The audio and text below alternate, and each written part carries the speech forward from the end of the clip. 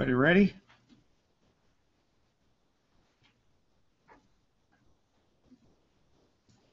Good morning.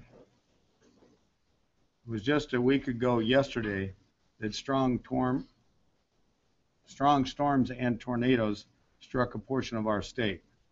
Sadly, 2 people lost their lives, so our thoughts and prayers continue to be with their families. The April 27th storms caused quite a lot of damage. In Mahaska County, the roof blew off the Oskaloosa Family Medical Center. Fortunately, because it was Sunday, no one was in the building. Numerous homes and farm buildings were damaged in Mahaska, Keokuk, Monroe, and Appanoose counties. The National Weather Service has confirmed that an EF1 tornado developed in Wapello County, then crossed through Keokuk and Iowa counties, ending in Johnson County. Many areas of the state experienced damage caused by straight-line winds, and thousands of homes lost their power. This was an unfortunate reminder that severe weather can strike any time and that we are all susceptible. So this morning, Lieutenant Governor Kim Reynolds and I have asked Mark Scouten, Director of the Iowa Department of Homeland Security and Emergency Management, to join us. During the recent severe weather, Director Scouten and his staff kept in contact with emergency officials in the counties affected by the recent dangerous storms. He kept me updated on the impacts of the storms, and we were ready to provide assistance to local officials if needed. But an equally important job for his department is to help Iowans prepare for any and all disasters to ensure that they and their families are safe. And so we've asked him to talk about ways that we can be better prepared for severe weather and hopefully prevent more tragic losses of life. First, I want to turn it over to Lieutenant Governor Kim Reynolds. Well, good morning, and thank you, Governor Branstad, and I too extend my heartfelt sympathies to those who lost loved ones in the recent storm. We know that those who suffered damage to their homes, their businesses, and their farms are working through some very difficult circumstances. The governor and I have been to the sites for many disaster areas in Iowa, and I can tell you that it's heartbreaking to see the devastation not only to the property but also to the families and their lives.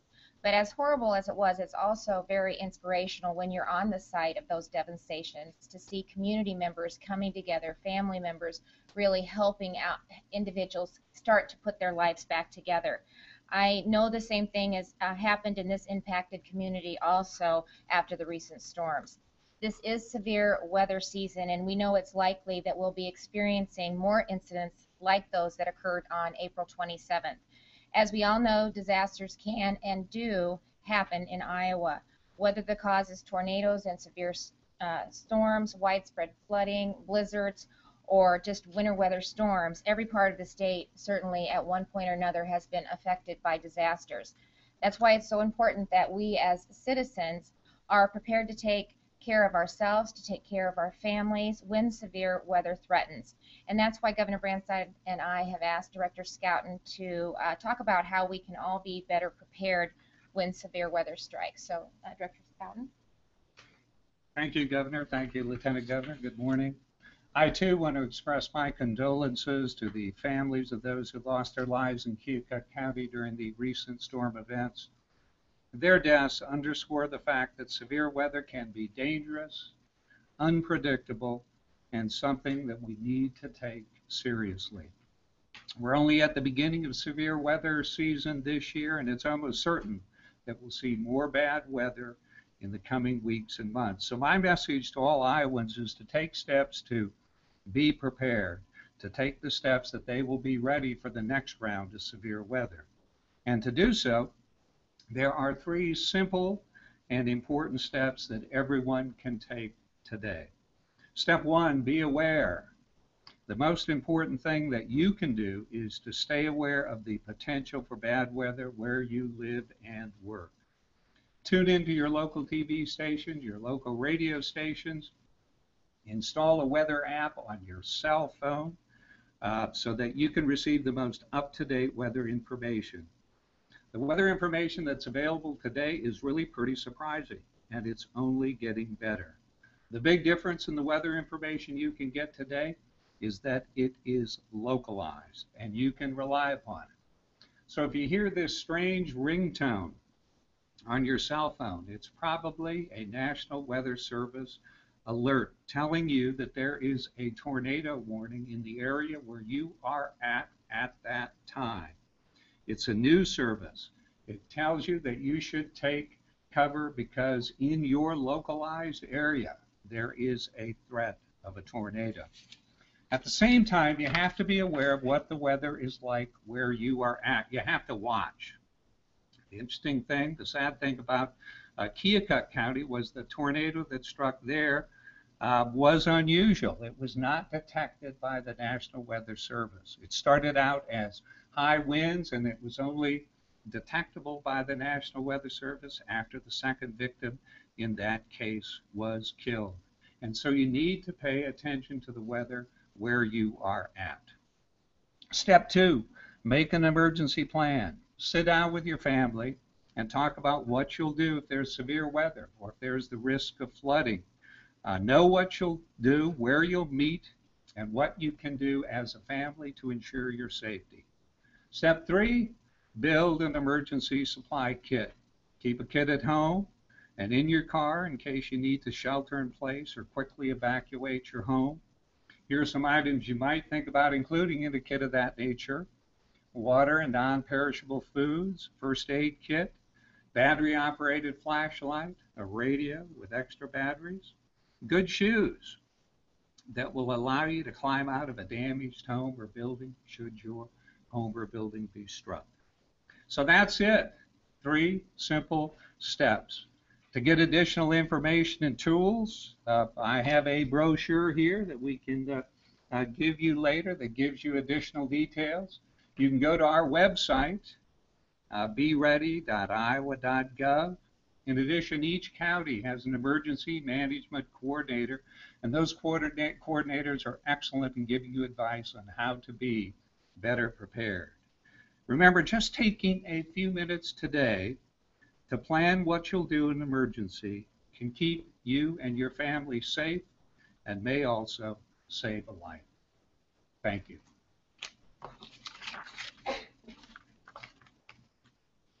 Director Mark Scouten, thank you very much. Yes.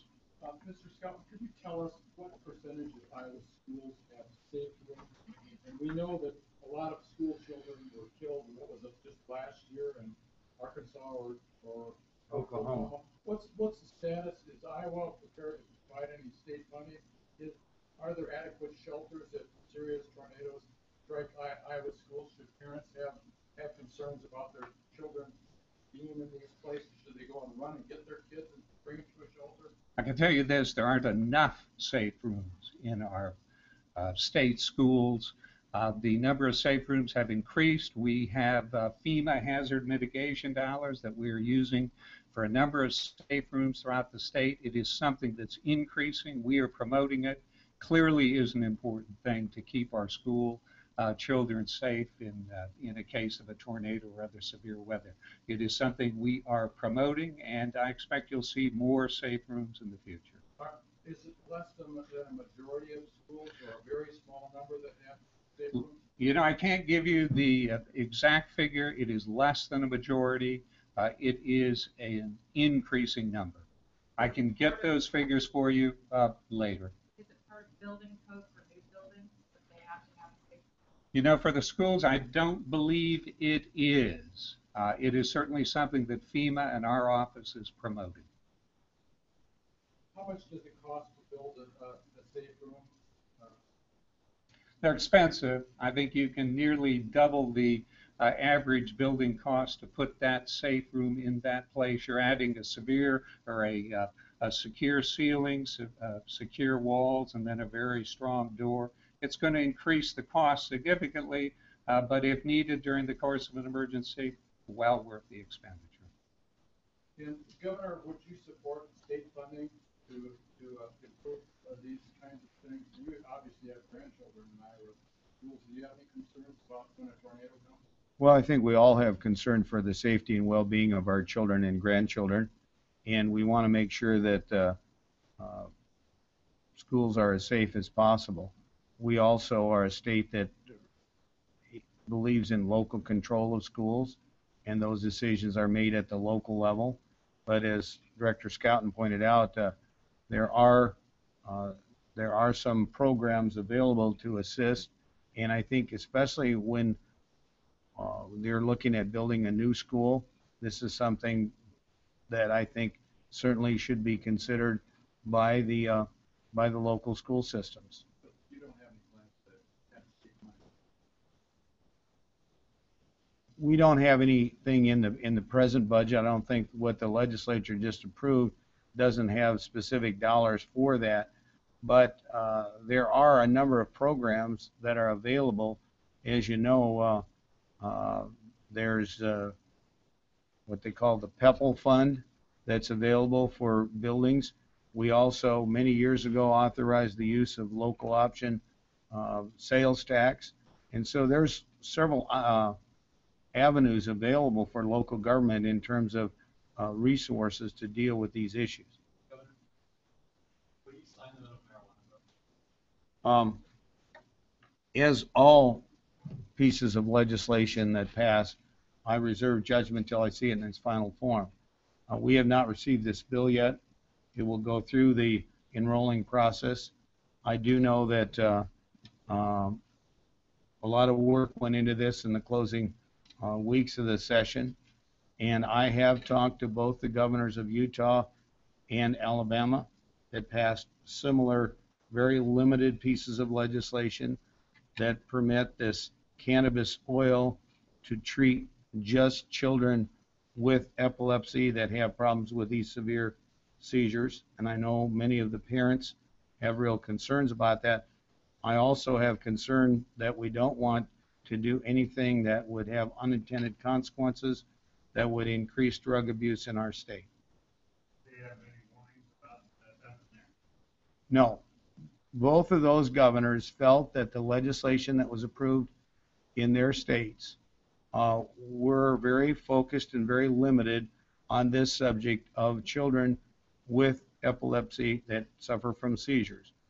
They also limit it just to the oil, to this cannabis oil.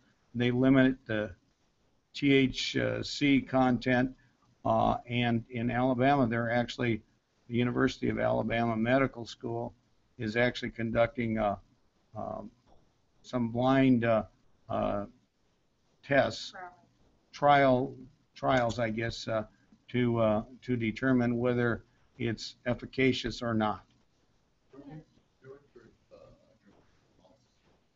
Warning about using anecdotal evidence. Well, certainly, this is not something that's been approved by the Federal Food and Drug Administration. So consequently, that's the reason why Alabama took the action they did. I also talked to the governor of Utah, and I think we've got to be very careful and very thoughtful about this. The other thing, I don't know if there is a sunset in this legislation. There is. That's another thing that I think is positive, because if a determination is made that it is not efficacious, then obviously it shouldn't be continued. I also have empathy for the families who are going through, and I heard from several of them that are very, very disturbed about the severe epilepsy and the seizures that their children have been going through. So, and I think they had an impact with legislators as well. But we also have to look at the public policy considerations of this, and that's the reason why I want to reserve judgment until I see it in its final form before making a final decision. I have 30 days. We haven't received the bill yet. I have 30 days, and I will give that very serious consideration. Senator Holcomb, in his remarks on the floor, referred to this as the first step on medical marijuana. He'd like to see it, for example, for Vietnam veterans who have PTSD to be able to vote, for other people to have other uses for medical marijuana. Are you going to be open to that during the coming session? Because Senator Holcomb says he would like to open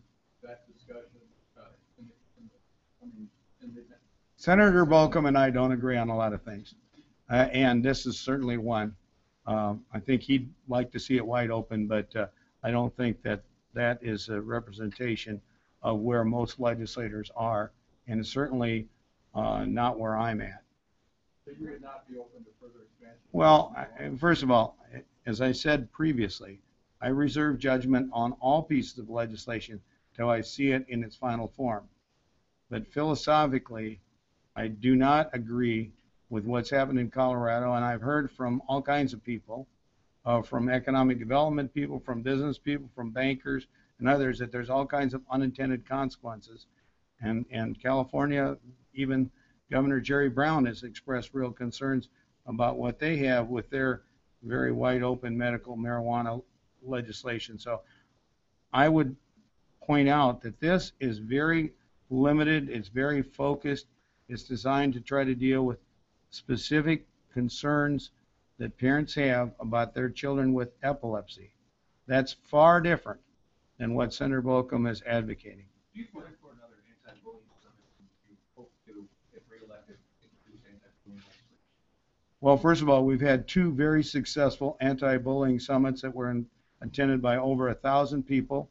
A lot of students have gotten actively involved. Lieutenant Governor and I recently visited Algona High School, where they had the winning video. And we came very close this session. As you know, the anti-bullying bill passed both houses. Unfortunately, the Senate didn't take up the House amendments to the bill, because all they would have had to do is concur with that and send it to me, and we would have had a law. I think it was a significant step forward. We're going to continue to work. Protecting the safety and well-being of Iowa children is a priority of mine. Too many children are subject to bullying, and we've got to do all we can to give them the tools to combat it, them, their parents, the teachers and administrators. And I think there is broad-based public support for that.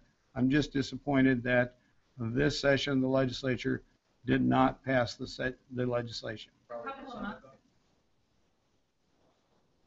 I don't know, everybody talked at once, I couldn't. I just wanted to clarify with the summit, it's probably not another summit. Well, no, we're not ruling out having another summit. I think the two we've had have been very successful. It's a lot of work to put that together. I want to give Linda Fannell credit. She helped raise the money and help put the programs together. And so it's not an easy thing to do. If we do it, we want to do it right. We want to do it well. We want it to be effective and meaningful. And this is an issue that I think we need to continue to address. Governor, the Oversight Committee now continues into the summer, apparently, with Steam Power. Any concern you have with that? And if they were to call someone like Lance, and he might now, I think you mentioned that he's a person of interest in the past, he was attorney-appointed privilege. Would you waive that? Well, I don't have anything to do with that. I would first of all say that the first we found out about it, I was on vacation in Arizona. I asked my staff to investigate. I was not aware that this kind of thing was happening.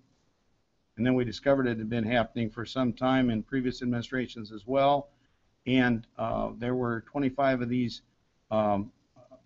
settlement agreements that included confidentiality clauses. I took action the next Monday when I was back and signed Executive Order 85 that bans the use of confidentiality agreements in settlements. Also requires review by the Attorney General as well as the department that's affected. And we also, of course, post all of this now on the website, the DAS website. Unfortunately, significant shares of these get redacted by the Attorney General's office because of the law that doesn't permit personnel information to be public. Now, the House passed a bill with strong bipartisan support to eliminate that loophole in the open records law. Unfortunately, Senate Democrats weren't willing to do that. I guess my feeling is our administration is totally open and willing, and we have already provided thousands of pages of documents. I think over 20 hours have been spent by staff from the DNR, excuse me, by DAS, Department of Administrative Services, and we have nothing to hide and we're not concerned. I guess to me, it's kind of curious. The senators won't release their emails to show the coordination between Senator Hatch's campaign and the people that are on that committee, nor are they willing to open the records from with regard to why people are dismissed for cause in the different departments and agencies because the public employee unions are opposed to it and they give millions of dollars to them. So is that a yes? The answer is we are totally cooperating. I just wish that we had the same reciprocal commitment to openness from Senate Democrats. So if Ryan Lamb comes to testify, you will be okay with that waiting? Well, first of all, I don't have anything to do with that. He is not an employee of state government today, and I don't have a right to tell him whether or not he waives some privilege or not. That's not my area. That's not my responsibility. I haven't practiced law for a long time. I'm a recovering lawyer. I'm a public servant of the people of Iowa, and I'm proud to serve all the people of Iowa. Speaking of Senator Hatch, on the DHS budget, your budget did not include rate of aids and Medicaid reimbursement hospital, certainly called 3 days. He said that discussion that was you're getting back at the hospital. No. We focus on policy. I can't help that he focuses on politics. My interest is to provide the best services to the people of Iowa. And if you look at what we said during this entire session, I laid out my 7 priorities in the condition of the state address. And despite all the politics and all the accusations, we kept our focus on that and didn't respond.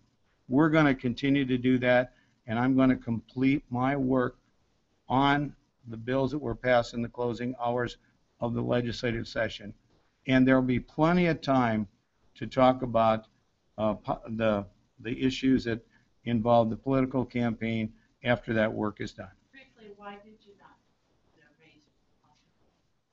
We had, first of all, remember the Medicaid budget, because Iowa gets penalized for doing a good job, okay? Because we've improved our economy, so the federal government reduces their reimbursement and we have to increase it. So we have the biggest increase in the Medicaid budget of any agency. I mean, it's what, $90-some million? $86 million. So to come up with $86 million to pick up with money that the federal government had paid for, that we had to pay for this year, was no small or easy task. And so we put together, I think, a very reasonable and very fair budget. We will review and consider all the things the legislature did. I will express concern about the fact that they did some one-time spending in a one-time spending bill, which, by the way, is spent in this fiscal year's budget, not the budget that they were supposed to address 2015. And my concern is to protect the commitments we made last year to property tax relief and reimbursing cities and counties, and to the school children and the teachers of Iowa with the phase-in of our education reforms. I want to make sure the resources are there to pay for that, and so we will be carefully scrutinizing the spending, especially this one-time spending bill. I wanted to go back to the oversight real quick. Bill Dix, Senate Minority Leader, called this a constitutional crisis, the action by the oversight committee. Do you agree? Well, it's pretty curious that Senate Democrats waited till the House adjourned in the middle of the night to bring this up. That looks pretty bizarre in and of itself. And then they refused to disclose the coordination between the Hatch campaign and the people on the oversight committee. Because all I have to do is release their emails like our people are doing, and the public could know. Does it threaten the Iowa Constitution? Well, I think there are real constitutional questions when you have one house of the legislature going into this and doing this at taxpayers' expense. By the way, that information is all available. My staff, within a week, uncovered all of these confidentiality provisions, and we posted them. I can't help the fact that some of it's being redacted by the Attorney General's office, but the Senate refused to make that information. I want to share it all with the public. I think if the people of Iowa know the truth and know the facts, they will conclude that what we've done is cut the size and cost of government, made it more open and transparent. And the very people that want to hide that are the people that are conducting this oversight. They won't release their emails. They won't release what's in these personnel files. What have they got to hide? Thank you, A Governor. couple of months ago, you said that reparations for Greyhound breeders and owners closure of tracks. Is the bill that cleared the legislature within the framework? Well, obviously, this is something that's been negotiated between the different groups, and I feel my responsibility is to protect the people of Iowa and the integrity of the state. I will carefully review and consider it. I've not made any decision on this. There was very little discussion on this in the legislative process. I also believe the Racing and Gaming Commission obviously will have an important role to play on determining how these huge amounts of resources are allocated.